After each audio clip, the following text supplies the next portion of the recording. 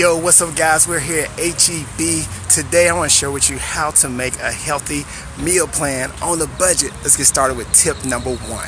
So guys, tip number one is this: have a grocery list ready to go. When you have a grocery list, you're not walking around all willy-nilly trying to, what am I going to get today? Am I going to get some popcorn? I don't know. Create a grocery list, that way you know what you're getting, and that way it helps you save on money.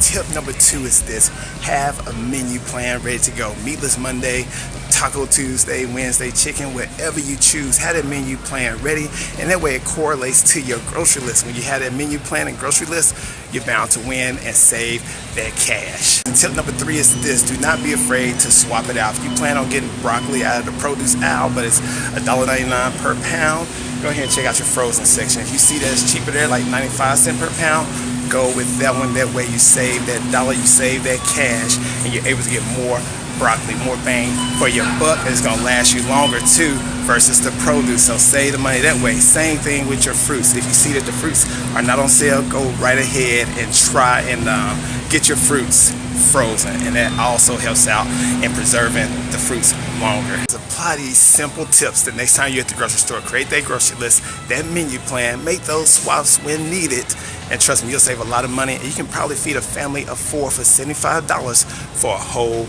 week.